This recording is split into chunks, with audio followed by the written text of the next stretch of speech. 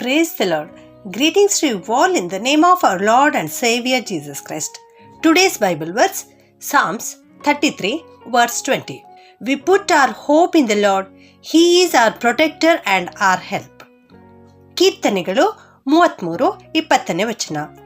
ನಮ್ಮ ಮನಸ್ಸು ಯೆಹೋವನಿಗೋಸ್ಕರ ಕಾದಿದೆ, ನಮ್ಮ ಸಹಾಯವೋ ಗುರಾಣಿಯೋ ಆತನೇ.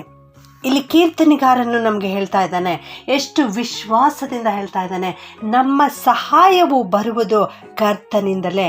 ನಮ್ಮ ಮನಸ್ಸು ಯೆಹೋವನಿಗೋಸ್ಕರ ಯಾವಾಗಲೂ ಕಾಯುತ್ತಾ ಇದೆ ಎಂಬುದಾಗಿ. ನಮಗೆ ಸಹಾಯ ಮಾಡುವ ಆತನು, ನಮ್ಮ ಗುರಾಣಿಯು ಆತನೇ ಆಗಿದ್ದಾನೆ. ಹೌದು, ನಮ್ಮ ದೇವರು ನಮ್ಮನ್ನು ಕಾಯುವ ಆತನು. ಹಗಲಿರುಳು ತೂಕೆಡಿಸದೆ ನಿದ್ರಿಸದೆ ಕಾಯುವಂಥ ದೇವರು ನಮ್ಮ ದೇವರಾಗಿದ್ದಾರೆ ಪ್ರಿಯರೇ. ಕೀರ್ತನೆ 115 9-11 ವಚನದಲ್ಲಿ ಕೀರ್ತನೆಗಾರನು ಈ ರೀತಿ ಬರೆಯುತ್ತಾನೆ, ಇಸ್ರಾಯೇಲರೇ ಎಂಬುದಾಗಿ. ಇಸ್ರಾಯೇಲರಿಗೆ ಅಲ್ಲಿ ಈ ವಾಕ್ಯವನ್ನು ತಿಳಿಸಿಕೊಡ್ತಾ ಇದ್ದಾನೆ. ಏನೆಂದರೆ, ನೀವು ಯೆಹೋವನಲ್ಲಿ ಭರವಸವಿಡಿರಿ, ಯಾಕೆಂದರೆ ಆತನೇ ನಮಗೆ ಸಹಾಯಕನೂ ಮತ್ತು ಗುರಾಣಿಯೂ ಆಗಿದ್ದಾನೆ ಎಂಬುದಾಗಿ. ಅಷ್ಟು ಮಾತ್ರವಲ್ಲದೆ ಆರೋನನ ಮನೆತನದವರಿಗೂ ಕೂಡ ಈ ಮಾತನ್ನು ತಿಳಿಸಿಕೊಡ್ತಾ ಇದ್ದಾನೆ. ಏನೆಂದರೆ, ಯೆಹೋವನಲ್ಲಿ ಭರವಸವಿಡಿರಿ, ನಮ್ಮ ಸಹಾಯಕನು ನಮ್ಮ ಗುರಾಣಿಯು ಆತನೇ ಎಂಬುದಾಗಿ. ಹಾಗೆಯೇ ಯೆಹೋವನ ಭಕ್ತರಾದ ನಮ್ಮೆಲ್ಲರಿಗೂ ಕೂಡ ಕೀರ್ತನೆಗಾರನ್ನು ತಿಳಿಸಿಕೊಡ್ತಾ ಇದ್ದಾನೆ, ಯೆಹೋವ ದೇವರಲ್ಲಿ ಭರವಸವಿಡಿರಿ, ನಿಮ್ಮ ಸಹಾಯಕನು ನಿಮ್ಮ ಗುರಾಣಿಯು ಆತನೇ ಆಗಿದ್ದಾನೆ ಎಂಬುದಾಗಿ. ಹೌದು ನನ್ನ ಪ್ರಿಯ ದೇವಜನರೇ, ನಮ್ಮ ಕಷ್ಟದ ಸಂದರ್ಭದಲ್ಲಿ ಮತ್ತು ಎಲ್ಲ ಕಾಲದಲ್ಲಿಯೂ ಸದಾ ಕಾಲಕ್ಕೂ ನಮ್ಮ ಜೊತೆಗಿದ್ದು ನಮ್ಮನ್ನು ನಡೆಸುವ ಆತನು ಯೆಹೋವನೇ ಆಗಿದ್ದಾನೆ. ಯೆಶಾಯ ಪ್ರವಾದಿಯ ಮೂಲಕವಾಗಿ ದೇವರು ಈ ವಾಕ್ಯವನ್ನು ನಮಗೆ ತಿಳಿಸಿಕೊಡ್ತಾ ಇದ್ದಾರೆ.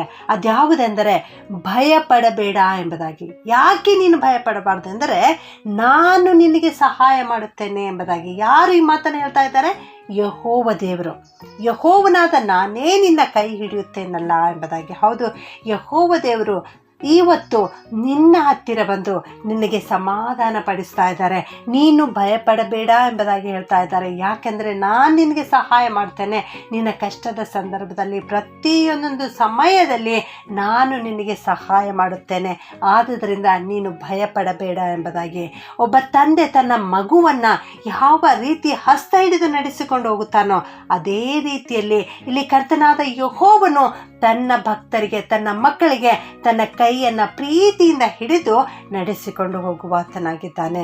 ನನ್ನ ಪ್ರಿಯ ದೇವಜನರೇ, ಈ ದೃಶ್ಯವನ್ನು ಒಂದು ಸಾರಿ ನಿಮ್ಮ ನಂಬಿಕೆಯ ಕಣ್ಣುಗಳಲ್ಲಿ ತಂದುಕೊಂಡು ನೋಡಿರಿ.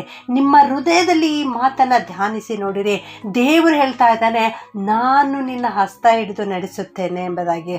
ಹೌದು, ಭೂಮಿ ಆಕಾಶಗಳನ್ನು ಉಂಟು ಮಾಡಿರ್ತಕ್ಕಂಥ ಸರ್ವಶಕ್ತನಾದ ದೇವರು ಇವತ್ತು ನಿನ್ನ ಪಕ್ಕದಲ್ಲಿಯೇ ಬಂದು ನಿಂತುಕೊಂಡು ನಿನ್ನ ಕೈಯನ್ನು ಹಿಡಿದುಕೊಂಡು ಪ್ರೀತಿಯಿಂದ ಆತನ ಹಸ್ತವನ್ನು ಹಿಡಿದು ಬಹಳ ಪ್ರೀತಿಯಿಂದ ನಿನಗೆ ಹೇಳ್ತಾ ಇದ್ದಾರೆ, ಹೆದರಬೇಡ, ನಾನು ನಿನಗೆ ಸಹಾಯ ಮಾಡುತ್ತೇನೆ ಎಂಬುದಾಗಿ. ಈ ಒಂದು ಸುಂದರವಾದ ವಾಗ್ದಾನದ ವಾಕ್ಯವನ್ನು ದೇವರು ಇವತ್ತು ನಮಗೆ ಕೊಟ್ಟಿದ್ದಾರೆ. ಆದುದರಿಂದ ನಾವು ಆತನನ್ನು ಸ್ತುತಿಸೋಣ, ಆತನನ್ನು ಕೊಂಡಾಡೋಣ. ದಾವೀದನು ಹೇಳುವ ರೀತಿಯಲ್ಲಿ ನಮ್ಮ ಮಾರ್ಗದಲ್ಲೆಲ್ಲ, ನಮ್ಮ ಜೀವಮಾನದಲ್ಲೆಲ್ಲ ಕರ್ತನೇ ನಮಗೆ ಸಹಾಯಕನಾಗಿದ್ದುಕೊಂಡು ನಡೆಸುತ್ತಾನೆ. ಅಂದು ಇಸ್ರಾಯೇಲರನ್ನ ಮಾರ್ಗ ನಡೆಸಿದ ದೇವರು ಇವತ್ತು ನಮಗೂ ಕೂಡ ನಡೆಸುತ್ತಾರೆ. ಆತನೇ ನಮಗೆ ಸಹಾಯಕನಾಗಿದ್ದಾನೆ, ಆತನೇ ನಮಗೆ ಗುರಾಣಿಯಾಗಿದ್ದಾನೆ. ನನ್ನ ಪ್ರಿಯ ದೇವ ಮಕ್ಕಳೇ, ಕರ್ತನು ಯಾವಾಗಲೂ ನಿಮ್ಮ ಸಹಾಯಕ್ಕಿದ್ದಾರೆ. ಯಾವ ಕೇಡೂ ಕೂಡ ನಿಮ್ಮನ್ನು ಮುಟ್ಟುವುದಿಲ್ಲ. ಉಪದ್ರವಗಳು ನಿನ್ನ ಗುಡಾರದ ಸಮೀಪಕ್ಕೂ ಬಾರವು. ಆದುದರಿಂದ ಚಿಂತಿಸದೆ ಕರ್ತನನ್ನು ಸ್ತುತಿಸುತ್ತಲೇ ಇರು. ಪ್ರಾರ್ಥನೆ ಮಾಡಿಕೊಳ್ಳೋಣ. ಭೂಪರಲೋಕಗಳನ್ನು ಉಂಟು ಮಾಡಿರ್ತಕ್ಕಂಥ ನಮ್ಮ ಸರ್ವಶಕ್ತನಾದ ದೇವರೇ, ನಿನಗೆ ಸ್ತೋತ್ರ ಉಂಟಾಗಲಿ ಸ್ವಾಮಿ. ಇಂದು ಕೀರ್ತನೆಗಾರನ ಮೂಲಕವಾಗಿ ಉತ್ತಮವಾದ ವಾಗ್ದಾನದ ವಾಕ್ಯವನ್ನು ನಮಗೆ ಕಲಿಸಿಕೊಟ್ಟಿದ್ದೀರಿ ದೇವ. ನಮ್ಮ ಸಹಾಯಕನು ನಮ್ಮ ಗುರಾಣಿಯು ನೀನೇ ಆಗಿದ್ದೀರಿ ಎನ್ನುವಂಥ ವಾಕ್ಯವನ್ನು ಇವತ್ತು ನಮ್ಮ ದೃಷ್ಟಿಗೆ ತಂದು ತೋರಿಸಿದ್ದೀರಿ ತಂದೆಯೇ.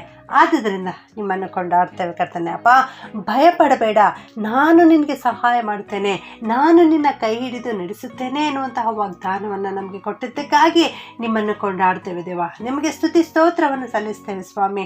ಈ ವಾಕ್ಯ ಕೇಳಿಸಿಕೊಳ್ಳುತ್ತಿರುವ ಪ್ರತಿಯೊಬ್ಬೊಬ್ಬರನ್ನು ಆಶೀರ್ವಾದ ಮಾಡು ಕರ್ತನೆ. ಇವತ್ತು ಅವರೆಲ್ಲರೂ ಕೂಡ ನಿನ್ನ ಹತ್ತಿರ ಬಂದು ಪ್ರಾರ್ಥನೆ ಮಾಡ್ತಾ ಇದ್ದಾರೆ ಸ್ವಾಮಿ. ನೀನೇ ನಿನ್ನ ಪ್ರೀತಿ ಹಸ್ತವನ್ನು ಹಿಡಿದು ಇವರೆಲ್ಲರನ್ನ ನಡೆಸಿ ಕಾಪಾಡು. ಅವರ ಜೀವಿತದಲ್ಲಿ ಬೇಕಾಗಿರ್ತಕ್ಕಂಥ ಪ್ರತಿಯೊಂದೊಂದು ಕೊಟ್ಟು ದಯಪಾಲಿಸಿ ನಡೆಸಬೇಕಾಗಿ ಈ ಪ್ರಾರ್ಥನೆಯನ್ನು ಯೇಸುವಿನ ನಾಮದಲ್ಲಿ ಬೇಡುತ್ತೇನೆ ತಂದೆಯೇ, ಆಮೆನ್.